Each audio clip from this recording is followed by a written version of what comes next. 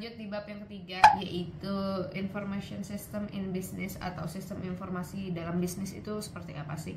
Nah, di sini bisnis sendiri memiliki arti, yaitu usaha komersial dalam dunia perdagangan, bidang usaha ataupun usaha dagang. Sistem informasi yang biasanya ditemui dalam organisasi komersial bertujuan untuk yang pertama menyimpan data penjualan harian, lalu menghitung gaji karyawan, lalu yang ketiga itu mendukung pengambilan keputusan pada departemen yang beragam dalam organisasi tersebut, yaitu contoh membantu menentukan employee of the month. Nah, lalu di sini di samping saya ini ada bagan dari bagaimana sistem informasi itu mendukung masing-masing level dalam organisasi perusahaan, seperti yang sudah kita pelajari di organisasi fungsional bisnis, yaitu di paling atas ada yang namanya strategic management atau strategic apex, lalu yang kedua ini, yang dua tengah ini ada middle line, lalu yang terakhir itu ada operating core. Ya, jadi di dalam organisasi ini terdiri atau terbagi menjadi 3 level yang sudah saya sebutkan tadi, yang pertama strategic apex, middle line, dan juga operating core. Oke, kita lanjut ke e-business dan juga e-commerce. Sebentar, ini kita belum bahas nih. Ini ada bagian penjelasannya lagi. Jadi ini kita munculkan ke side by side aja.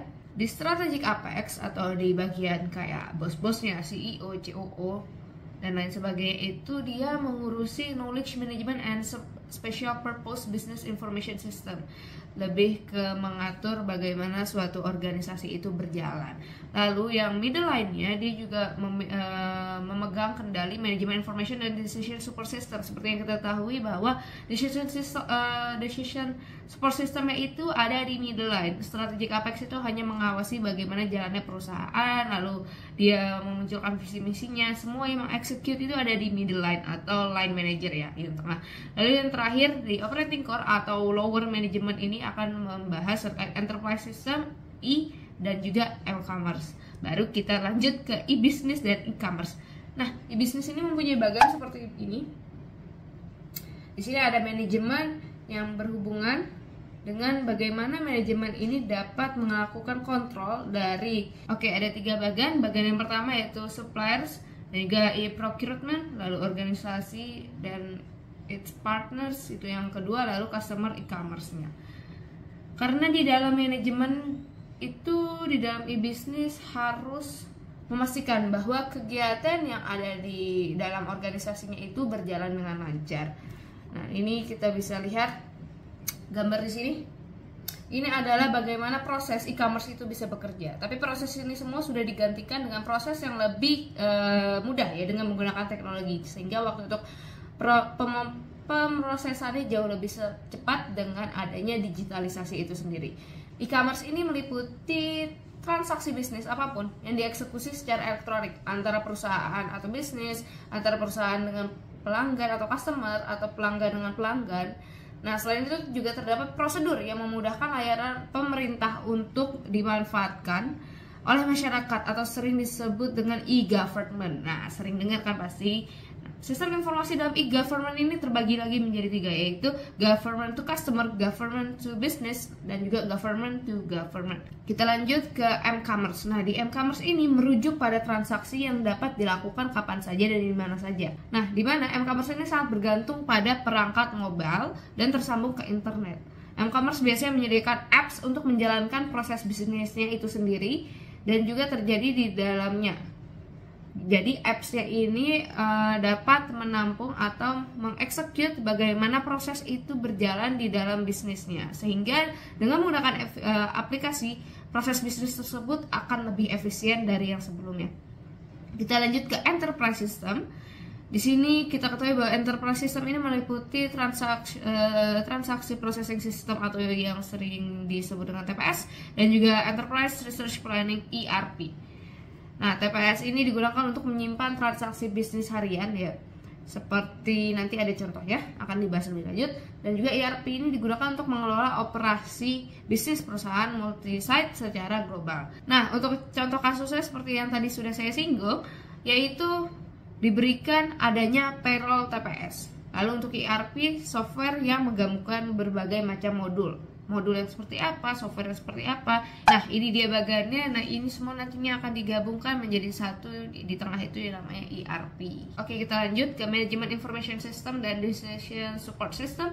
Nah, ini adalah contoh dari payroll yang tadi ya. Di sini ada bagannya. Nah, di bagannya ini membahas tentang inputnya. Inputnya itu kita lihat dari hours work, yaitu total jam kerjanya karyawan, dan juga pay rate-nya, berapa honor per jam dari karyawan itu. Lalu dia nanti akan digabungkan mengerucut. Di situ ada payroll transaction process dengan cara misalnya work hour-nya 40 lalu dibayar per jamnya adalah 50.000, maka nanti hasilnya akan 40 dikali 50.000, maka honor bulanannya kita dapatkan yaitu 2 juta rupiah, yaitu payroll checks-nya. Oke, kita lanjut ke MIS atau Management Information System. Di sini juga tetap ada yang namanya payroll MIS di bagannya. Dari payroll TPS ini maka akan menghasilkan sebuah database. Database apa? Berupa absensi dan juga total honor yang akan diterima oleh masing-masing karyawan tersebut. Setelahnya, bagian keuangan perlu mengontrol pengeluaran organisasi bulanan untuk keperluan penggajiannya. Lalu ada personal MIS, bagian SDM atau kita sering kenal HR ini setiap bulannya akan memilih Employee of the Month. Jadi kasusnya yang akan kita bahas yaitu Employee of the Month. Employee of the Month ini pasti punya kriteria dong, nggak tiba-tiba kamu jadi Employee of the Month. Pasti ada kriterianya di sini. Di kasus ini kriterianya yaitu menjual barang di atas 20 item tiap minggunya dan juga tidak bolos kerja melebihi 2 hari tiap bulannya. Jadi kamu harus masuk terus, kalaupun ada jatah bolos itu cuma 2 hari bolehnya supaya bisa jadi Employee of the Month. Untuk menetapkan Employee of the Month ini dibutuhkan 2 data untuk sesuai dengan kriteria yang tadi, yaitu yang pertama data absensi harian dari TPS divisi SDM atau HR-nya, dan juga data penjualan harian. Apakah dia menjual 20 item tiap minggunya di atas situ, maka kita minta dari TPS divisi sales. Nah, untuk warehouse-nya MIS ini kita butuhkan juga data penjualan. Data penjualan dan inventory minimum dari divisi sales data material dan durasi pembuatan tiap produk dari divisi manufacturing-nya itu sendiri. Maka kita didapatkan yang pertama laporan harian barang keluar gudang, lalu yang kedua laporan bulanan untuk pengadaan barang masuk ke gudang. Lalu yang seperti yang sudah disinggung di sini ada Decision Support System atau DSS. DSS ini adalah sistem informasi yang digunakan untuk mendukung pengambilan keputusan untuk permasalahan yang lebih spesifik dan juga khusus. Nah, untuk MIS tadi memang dilakukan secara rutin.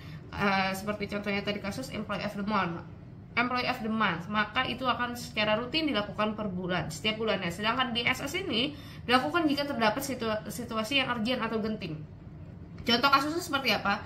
Ketika kita mau membuat atau membuka suatu cabang baru, nah itu masuk ke dalam kategori the Decision Support Systems.